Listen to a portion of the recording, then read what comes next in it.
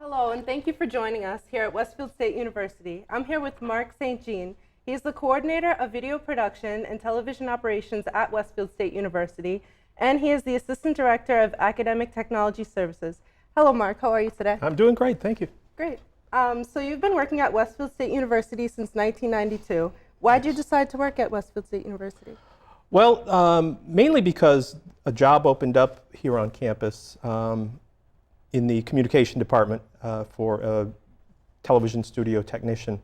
I had been working at Continental Cablevision at that time here in Westfield, which is sort of a predecessor of what is now Comcast. Okay. And I was doing community access programming and those kinds of things. And things were starting to change in that particular industry, and they were starting to phase out company-run public access operations and going to the cities and towns taking care of things on their own.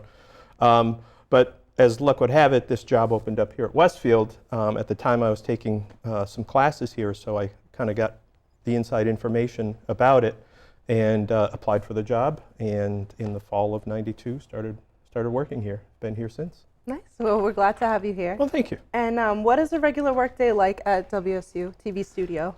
Yeah, that's a great question, because there's probably no such thing as a regular workday. One of the things I love about this job is that no 2 days are really ever alike. There's always some new project coming along, working with faculty, working with students. One of the things we do here at Westfield is also work with the city of Westfield for their community access. And so we tend to have just a whole lot of variety of things going on.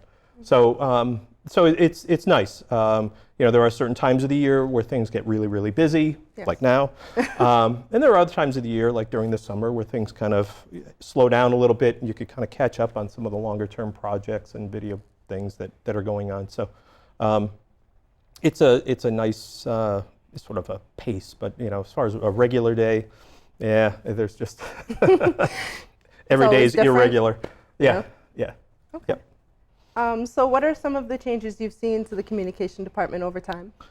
Well, certainly there's been a big change in the faculty. I'm trying to think, when I started here, the only current professor on campus, and that's a loose term, I was hired by Liz Preston, who is now our interim president. Oh, wow. She was teaching the communication classes, the video production classes, so she was the person who actually hired me.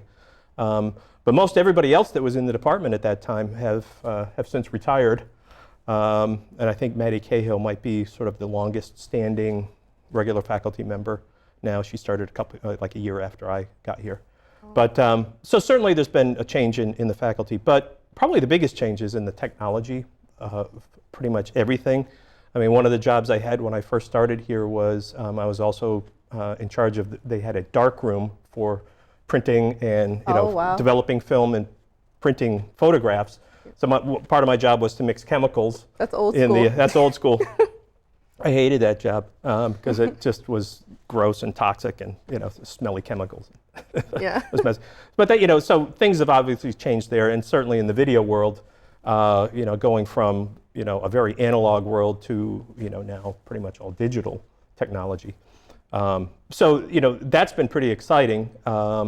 It's on another sense, it's kind of scary, because every time technology changes so much, so you're always trying to keep up with what the newest trends are and what the newest equipment is, and what's going to be best for teaching our students without having to spend a gazillion dollars of taxpayer money. Yeah. So it's that part of it's been challenging, and it's just kind of ongoing. Technology is just going to keep changing, so just kind of have to go with it. So what is your best experience working at the school? Yeah, there's that. I think probably there were a couple of things that came to mind, and one is when Westfield sort of gave us the opportunity to operate the public access channel here in town, because that gave students in Westfield a chance to get more involved in some of the local programming that we do. At that time, we were doing a number of shows here in the studio for the school department, for then Representative Don Humison, and our students were able to get involved with, crewing those productions. We still do a number of things. The annual Westville Kiwanis auction is a big deal that we do every March. Okay. It's a Sunday live auction that, it's a great community event, and again, our students get involved in doing that.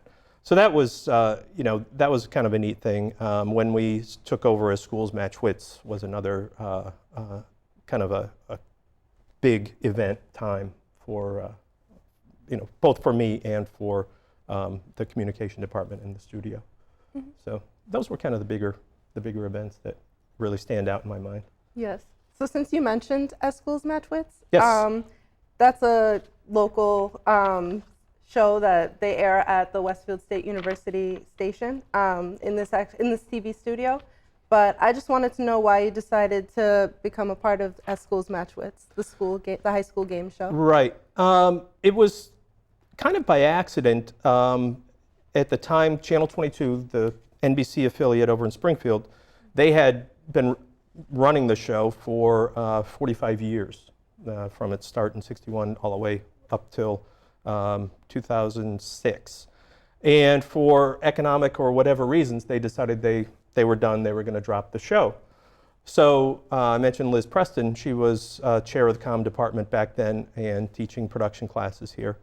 And she had this idea that maybe we could take over producing either that show or a similar show with some of the local high schools and offering it to some of the public access channels in the area. At the same time, Channel 57, the PBS affiliate in Springfield, mm-hmm. WGBY, was trying to come up with some plan for being able to keep the show alive as well. And so we ended up talking with the folks at WGBY and ended up sort of taking over the show. We produced the show here in the studio, and they air it on their channel during the academic season once we get up and running. That's exciting. It is. It's a great show. So you guys film about how many episodes per day? Well, let's see. The number of shows we do in a year usually is anywhere between 30 to 32 shows. Oh, wow. And we produce the shows generally on Saturday afternoons, so we can get a lot of shows sort of in the can at once. We have some alum that come back and help out with the show, so we have to go with who's available when. But it does offer our current students an opportunity also to be able to work on a broadcast quality show. It's pretty intense, but it's great experience, for our students as well. Yeah. So just to wrap it up, I wanted to ask you, what would you say is most rewarding or challenging about your job? I think being able to work with directly with students and having been kind of through a lot of the technological history, being able to share some of those experiences, not dwelling in the old days, but kind of seeing how technology is going to keep advancing, and a lot of folks think, okay, I'm learning this stuff now, and this is what's going to carry me for the rest of my life. Well, that's not true, because next year it's going to be totally different, or not totally different, but it's going to keep changing, and you have to kind of keep at it, and at least expect that it's going to happen, and be ready for those kinds of challenges. So, working directly with students and with the faculty it's a blast to kind of keeps me young. I start to feel more like, now that I'm older, I feel like the dad around here, in a lot of yes. ways, So, but, I can, it's a nice position to be in, to be able to help people out and sort of get them started on their careers. Mm-hmm. And you've also been a student, so you know what it's like to be a mass communication student and then see the difference being a faculty and. Right, yeah, WSU, class of '99. Oh, nice. Okay. I was on the 21-year plan after I got out of high school, so you can't rush into things has always been my motto. But yeah, it's different. When I was a student, which was predominantly in the '90s, again, technology was different, so it's just sort of trying to keep up with things, and again, that's what I try to pass on to any of the students that I work with here is just to kind of keep at it and keep moving forward. That's awesome. Well, thank you. That's all we have for today. Thank you, Mark, for joining us. Thank you, Talia. And thank you for tuning in. See you next time.